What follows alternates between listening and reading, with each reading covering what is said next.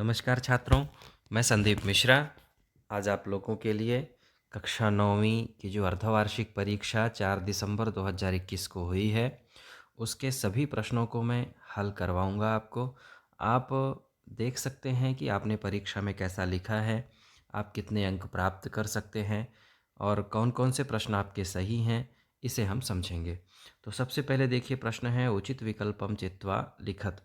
उचित विकल्प चुन करके हमें लिखना है। गुणवान इत्यस्मिन् पदे प्रत्ययः अस्ति मतुप्। दूसरा प्रश्न है पठन इत्यस्मिन् पदे प्रत्ययः अस्ति क्षत्रि। बाल घंटाप इत्यस्य पदं भविष्यति बाला। दानवीरः जीमूतवाहनः राजकुमारः इत्यस्मिन् विशेष्यपदम् अस्ति। इसमें विशेष्य पद है जीमूतवाहनः। श्वेतः अश्वः धावति इत्यस्मिन् वाक्ये विशेष्य पदम् अस्ति अश्वः। अश्वः इसमें विशेष्य पद है, अश्वः को सही करना है।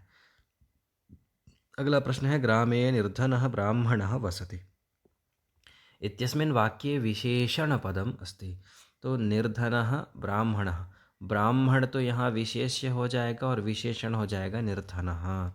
कुटिलः जनः विश्वसनीयः न भवन्ति इत्यस्मिन् वाक्ये विशेषणपदम् अस्ति कुटिलः। जनः तो सः प्रमुखः, कुटिलः यह हो जाएगा विशेषण और जनः हो जाएगा विशेष्य, इसलिए इसमें विशेषण पूछा है, इसलिए इसका उत्तर हो जाएगा कुटिलः।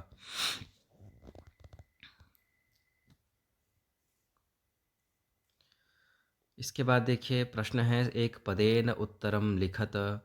आयतलोचना का अस्ति। आयतलोचना सीता अस्ति। तुला कीदृशी आसीत्। तुला लौहतुला आसीत्। कुत्र दरिद्रता न भवेत्। इसे भी देख लेना है। नीरसः नीरसः इत्यस्य पदस्य विलोमपदं किं। सरसः। सरस्वती इत्यस्य पदस्य पर्यायपदं लिखत। वाणी, ऐसा लिख देना है। पर्वतः इत्यस्य पदस्य पर्यायपदं लिखत। पर्वतः इत्यस्य हिमालयः, नगाधिराजः इत्यादि लिख सकते हैं। समीपम इत्यस्य पदस्य विलोमपदं किं। दूरम। समीप का हो जाएगा दूरम। इसके बाद देखिए प्रश्न नंबर तीसरा है, क्या कहता है कोष्ठकेषु प्रदत्त शब्दैः रिक्त स्थानानि पूरयत। कोष्ठक के अंदर जो दिए गए शब्द हैं उनसे हमें रिक्त स्थान बनाना है। रामात् पदे पंचमी विभक्तिः अस्ति। राजन् शब्दस्य तृतीया विभक्तेः शब्दरूपम् अस्ति राज्ञा। फलं पदे विभक्तिः अस्ति प्रथमा। प्रथमा विभक्ति है। इसके बाद देखिए है अधिकारः पदे। अधिकारः पदे उपसर्गः अस्ति अधि। वि उपसर्गयुक्तं पदं विहारः अस्ति। कृषकः ग्रामं गच्छति अस्मिन् वाक्ये संज्ञापदं कृषकः। शुद्धवाक्यानां समक्षम् आम्, अशुद्धवाक्यानां समक्षं न इति लिखत। पठन्ति इत्यस्मिन् पदे बहुवचनम् अस्ति आम्। वदामि इत्यस्मिन् पदे प्रथम पुरुषः अस्ति न। वदामि में उत्तम पुरुष है, इसलिए इसका उत्तर हो जाएगा न। अगच्छत इत्यस्मिन् पदे गमधातुः अस्ति आम्। सुतम अव्ययपदम् अस्ति न। सुत अव्ययपद नहीं है, सुतः अर्थात सुतम पुत्रम, पुत्र। सर्वत्र अव्ययपदम न अस्ति न। सर्वत्र अव्ययपद है, ये कह रहा है सर्वत्र अव्ययपद नहीं है, तो यह गलत है न। त्वं पत्रं लिखसि इत्यस्मिन् वाक्ये त्वं सर्वनामपदं न अस्ति न। अर्थात जो त्वम है वह सर्वनाम पद है, इसलिए इसमें कह रहा है कि त्वम सर्वनाम पद नहीं है, तो यह वाक्य गलत है, इसलिए यहाँ हो जाएगा न। इस तरह से चौथा प्रश्न पूरा हुआ। इसके बाद हम पांचवें प्रश्न को देखते हैं। पांचवा प्रश्न क्या कहता है। युग्म मेलनम कुरुत। मनः धनहरः मनोहरः। चंद्रशेखरः बहुव्रीहिः। रमेशः गुणसन्धिः। तत्पुरुषसमासः सभापंडितः। सभायां पंडितः सभापंडितः। व्यंजनसन्धिः सज्जनः। यथाशक्ति अव्ययी भावः। इन इससे सही जोड़ी को हमें मिलाना है। इसके बाद देखिए छठवां प्रश्न है जटायुः केन वामबाहुं दंशति तुंडेन। तो इसमें केन के स्थान में हो जाएगा तुंडेन। जटायुः तुंडेन वामबाहुं दंशति। कविः वाणीं किं कथयति। कविः वाणीं कथयति निनादय नवीनाम् अये वाणी वीणाम ललित नीति लीनाम। हाँ, इस तरह से निनादय नवीनाम अये वाणी वीणाम, इतना भी यदि आप लिखते हैं तो ये भी उत्तर सही है। अन्ते तपोदत्तः विद्याग्रहणाय कुत्र गतः? तो गुरुकुलम। अन्ते तपोदत्तः विद्याग्रहणाय गुरुकुलं गतः। अथवा कालः कस्य रसं पिबति, आदानस्य प्रदानस्य जो श्लोक है उसे हमें लिख देना है यहाँ। अगला देखिए प्रश्न है, जीर्णधनः गिरिगुहाद्वारं कया आच्छाद्य गृहमागतः बृहच्छिलया। उन्हें बड़े से पत्थर को रख देता है और उसके पुत्र को छुपा करके आ जाता है। जीमूतवाहनः कल्पतरुम उपगम्य किम उवाच। जीमूतवाहन कल्पवृक्ष के पास जा कर के क्या कहते हैं? तो वो कहते हैं कि संपूर्ण पृथ्वी को मैं निर्धनता से मुक्त देखना चाहता हूँ, ऐसा इसका उत्तर है। बालः कदा क्रीडितुम् अगच्छत? तो पाठशाला गमनवेलायां बालः पाठशालागमनवेलायां क्रीडितुम् अगच्छत। यत्नेन किं रक्षेत? वित्तं वृत्तं वा? यत्नेन वृत्तं रक्षेत। वृत्तम अर्थात चरित्रम, चरित्र को हमें यत्नपूर्वक रक्षा करनी चाहिए। तपोदत्तः केन प्रकारेण विद्यामवाप्तुं प्रवृत्तोऽभवत्? केन प्रकारेण? तपश्चर्यया। तपोदत्तः तपश्चर्यया विद्यामवाप्तुं प्रवृत्तोऽभवत्। बालिका किं दृष्ट्वा आश्चर्यचकिता जाता? बालिका स्वर्णमयं प्रासादं दृष्ट्वा आश्चर्यचकिता जाता। इस प्रकार से आपका 10वां प्रश्न हो गया। आइए हम 11वें प्रश्न को देखते हैं। 11वां प्रश्न क्या कहता है? जटायुः रावणं किं कथयति? जटायुः रावणं कथयति, अहं वृद्धः तथापि मे कुशली वैदेहीम् आदाय न गमिष्यसि इति। इस तरह से जटायु रावण को कहता है। अथवा मल्लिका चंदनश्च मासपर्यन्तं धेनोः कथम अकुरुताम्? मल्लिका चंदनश्च मासपर्यन्तं धेनोः सेवाम् अकुरुताम्। कथम सेवाम् अकुरुताम्? तर्हि घासादिकं गुडादिकं च भक्षयतः, विषाणयोः तैलं लेपयतः, नीराजनेनापि तोषयतः। इस तरह से इसका थोड़ा सा बड़ा उत्तर है, इसे आप पुस्तक से देख सकते हैं। 12वां प्रश्न है, देखिए, व्यंजनवर्णे कति वर्गाः सन्ति? व्यंजनवर्णे पंचवर्गाः सन्ति, ऐसा लिखना है। प्रत्येक वर्गे कति वर्णाः भवन्ति? प्रत्येक वर्गे पंचवर्णाः भवन्ति। इस तरह से इसका उत्तर हो जाएगा। अथवा स्वरवर्णानां नामानि लिखत। स्वरवर्णों के नाम लिखने हैं, तो स्वरवर्ण कौन से हैं? आ ई उ री लृ ए ओ ऐ औ। 9 स्वराः, 9 स्वर हैं, इनका हमें नाम लिखना है। प्रश्न नंबर 13 है, अधोलिखितानि वाक्यानि कः कम काम प्रति कथयति कोपि द्वे। कोई 2 इनमें से करने हैं। 4 हैं, 4 में से 3 हैं, 3 में से 2 करने हैं। सिकता जलप्रवाहे स्थास्यन्ति किम? तपोदत्तः पुरुषम। तपोदत्त पुरुष को कहता है। तंडुलान् मा भक्षय बालिका स्वर्णकाकम। धन्यवाद मातुलो याम्यधुना उमा चंदनम। इस तरह से 13वें प्रश्न का उत्तर पूरा हुआ। इसके बाद हम 14वें प्रश्न को देखते हैं। 14वां प्रश्न क्या कहता है? रेखांकित पदान्यधिकृत्य प्रश्न निर्माणं कुरुतु कोपि द्वे। कोई द्वे हमें प्रश्न निर्माण करने हैं। चटकः स्वकर्मणि व्यग्रः आसीत्। तो चटकः कुत्र व्यग्रः आसीत्, या फिर चटकः कस्मिन् व्यग्रः आसीत्, दोनों प्रश्नवाचक इसमें हो जाएंगे, तो आप कोई भी लगा सकते हैं। इसके बाद है, तपोदत्तः अक्षरज्ञानं विनैव वैदुष्यम अवाप्तुम अभिलषति। तो तपोदत्तः से हमें बनाना है, कः अक्षरज्ञानं विनैव वैदुष्यम अवाप्तुम अभिलषति। सूर्योदयात् पूर्वमेव बालिका तत्रोपस्थिता। सूर्योदयात् से तर्हि कस्मात् पूर्वमेव बालिका तत्रोपस्थिता। इस तरह से ये प्रश्नवाचक बन जाएंगे। इसके बाद हम 15वें प्रश्न को देखते हैं। अशुद्ध कारक वाक्यानां शुद्धि करणीया कोपि द्वे। सैनिकः अश्वेन पतति। तो अश्वेन के स्थान में हो जाएगा सैनिकः अश्वात् पतति। छात्राः क्रीडा क्षेत्रं क्रीडन्ति। तो क्रीडा क्षेत्र को परिवर्तन हो जाएगा, छात्राः क्रीडा क्षेत्रे क्रीडन्ति। श्रीरामं नमः श्री रामाय नमः, ऐसा उत्तर इसका हो जाएगा। इसके बाद देखिए 16वां प्रश्न है, अधोलिखितं गद्यांशं पठित्वा प्रश्नानाम् उत्तराणि संस्कृत भाषायां लिखत। लिखा हुआ है, अथासौ श्रेष्ठीपुत्रः धनदेवः स्नानोपकरणमादाय प्रहृष्टमनाः तेन अभ्यागतेन सह प्रस्थितः।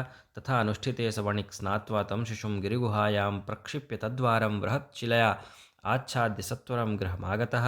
सः श्रेष्ठी पृष्टवान्, भोः अभ्यागत कथ्यतां कुत्र मे शिशुः यः त्वया सह नदीं गतः इति सः अवदत तव पुत्रः नदीतटात् श्येनेन हृतः। प्रश्न देखिए क्या है, श्रेष्ठी पुत्रः किम आदाय अभ्यागतेन सह प्रस्थितः। इसका उत्तर यहाँ देखिए लिखा स्नानोपकरणम आदाय। तो इसका उत्तर लिखना है श्रेष्ठी पुत्रः स्नानोपकरणम आदाय अभ्यागतेन सह प्रस्थितः। दूसरा प्रश्न है श्रेष्ठी किम पृष्टवान। तो यहाँ लिखा हुआ श्रेष्ठी पृष्टवान भोः अभ्यागत कथ्यतां कुत्र मे शिशुः यः त्वया सह नदीं गतः इति, ऐसा कर देना है। शिशुम नदी तटात केन हृतः श्येनेन। श्येन अर्थात बाज, बाज के द्वारा पुत्र को हर लिया जाता है, ऐसा अभ्यागत कहता है। इसके बाद देखिए अथवा, आप ये वाले को कर सकते हैं और अगर उसे नहीं करते हैं तो अथवा वाले को कर सकते हैं। अथवा में गद्यांश जो दिया है क्या है, प्रवृत्ति निवृत्ति काले स्वर्णकाकेन कक्षाभ्यंतरा तिस्रः मंजूषा तत्पुरः समुक्षिप्ताः लोभाविष्टा सा बृहत्तमां मंजूषां गृहीतवती गृहमागत्य सा हर्षिता यावद् मंजूषाम् उद्घाटे तावत् तस्यां भीषणः कृष्णसर्पो विलोकितः लुब्धया बालिकया लोभस्य फलं प्राप्तं तदनन्तरं सा लोभं परित्यजत। लोभाविष्टा बालिका कीदृशीं मंजूषां नयति, कीदृशीं के स्थान में हो जाएगा बृहत्तमां। लोभाविष्टा बालिका बृहत्तमां मंजूषां नयति। गृहमागत्य तया का समुद्घाटिता, गृहमागत्य तया मंजूषां समुद्घाटिता। का लोभम पर्यत्यजत, लुब्धा बालिका लोभम पर्यत्यजत। इस तरह से 16वें प्रश्नों के उत्तरों को हमें लिखना है। इसके बाद देखिए 17वां प्रश्न है अधो लिखितम पद्यांशम पठित्वा प्रश्नानाम उत्तराणि संस्कृत भाषायां लिखत। नीचे लिखे हुए प्रश्नों पद्यांशों को पढ़ करके उनके प्रश्नों के उत्तर हमें संस्कृत भाषा में लिखना है। जटायुस्तमतिक्रम्य तुंडेनास्य खगाधिपः वामबाहून् दशतदा व्यपाहरदरिन्दमः। अरिन्दमः खगाधिपः कतिबाहून् व्यपाहरत। अरिन्दमः खगाधिपः 10 बाहून् व्यपाहरत। रावण की 10 बाहुओं को वह तोड़ देता है। जटायुः केन वामबाहुं दंशति, जटायुः तुण्डेन वामबाहुं दंशति। अरिन्दमः कः आसीत्, अरिन्दमः जटायुः आसीत्।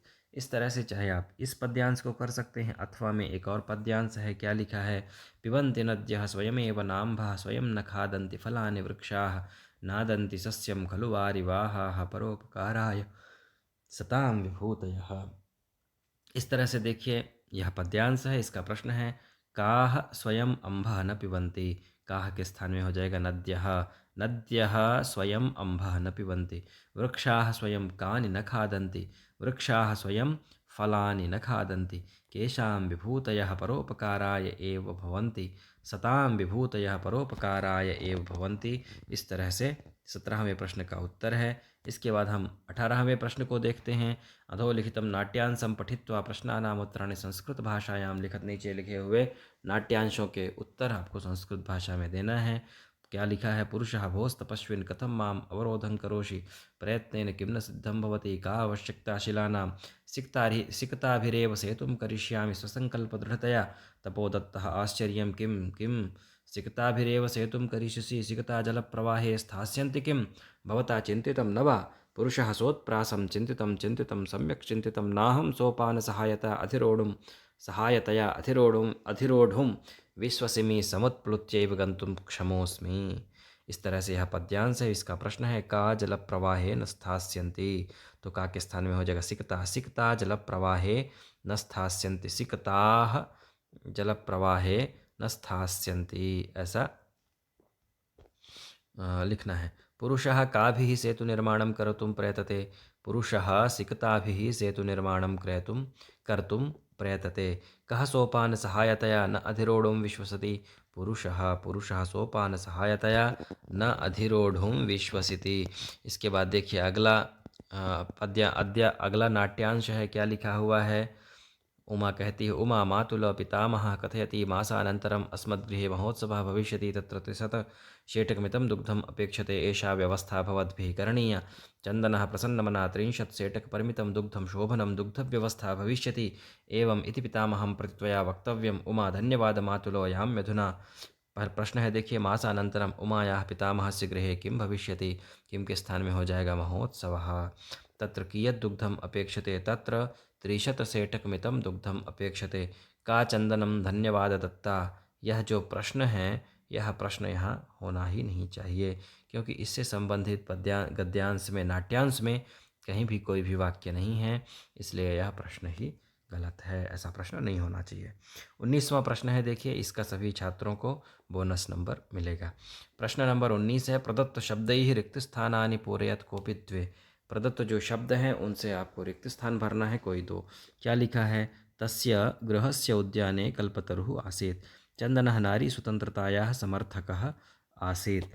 इसके बाद देखिए लिखा हुआ है, जीमूत वाहनस्य सर्वत्र यशः प्रथितं, विद्याध्ययनाय गुरुकुलमेव गच्छामि। ऐसा इसका खाली स्थान का होगा। इसके बाद देखिए 20वां प्रश्न है, प्रश्नपत्रे समागतान् श्लोकान् विहाय स्वपाठ्यपुस्तकस्य सुभाषित श्लोकद्वयं लिखत। प्रश्न पत्र में जो श्लोक आए हैं उन श्लोकों को छोड़ करके दो सुभाषित श्लोक आपको यहाँ लिखना है। फिर इसके बाद स्वस्य प्राचार्यस्य कृते अवकाशार्थम एकम प्रार्थना पत्रम संस्कृते लिखत। अपने प्राचार्य के लिए छुट्टी के लिए एक प्रार्थना पत्र आपको संस्कृत में लिखना है। अथवा अगर आप अवकाश के लिए प्रार्थना पत्र नहीं लिखते हैं तो अपने मित्र के लिए आमंत्रण पत्र आप संस्कृत में लिखें। इसके बाद देखिए 22वां प्रश्न है। 22वें प्रश्न एक गद्यांश है, उस गद्यांश को पढ़ करके नीचे जो प्रश्न है उन प्रश्नों के हमें उत्तर देना है। गद्यांश क्या है? देखिए, संसारे अनेकेषां दुःखानां मूल कारणम अज्ञानम, अज्ञानात् एव समाजे नाना विकाराणां जन्म भवति, हिंसा भ्रष्टाचारादयः ये उपद्रवाः अस्मान् पीडयन्ति, तेषां मूले अशिक्षा एव वर्तते। वयं शिक्षायाः प्रकाशेन अज्ञानस्य अंधकारं हर्तुं सज्जाः भवेम। अब प्रश्न है, देखिए, संसारे दुःखानां मूल कारणं किम्? अज्ञानम। समाजे अनेके विकाराः कथं जायन्ते? अज्ञानात्। कथम के स्थान में हो जाएगा अज्ञानात्। तो कैसे लिखेंगे? समाजे अनेके विकाराः अज्ञानात् जायन्ते। के उपद्रवाः अस्मान् पीडयन्ति, तो के स्थान में हो जाएगा हिंसा भ्रष्टाचारादयः उपद्रवाः अस्मान् पीडयन्ति। वयं केन अज्ञानस्य अंधकारं हर्तुं सज्जाः भवेम? वयं शिक्षायाः प्रकाशेन सज्जाः भवेम। अस्य गद्यांशस्य शीर्षकं लिखत अज्ञानम। इस तरह से आपका 22वां प्रश्न भी पूरा हुआ। इसके बाद एक विषय में आपको निबंध लिखना है। विषय है परोपकारः, छात्र जीवनम, पर्यावरणम, संस्कृत भाषायाः महत्वम। इस तरह से 23 प्रश्न जो कक्षा 9 के अर्धवार्षिक परीक्षा में पूछे गए हैं, मैंने उन सभी प्रश्नों को बता दिया है। अगर आपको कहीं शंका है तो आप वीडियो में कमेंट कर सकते हैं, यथासमय मैं उसका उत्तर अवश्य दूंगा। तब तक के लिए आप सभी को नमो नमः।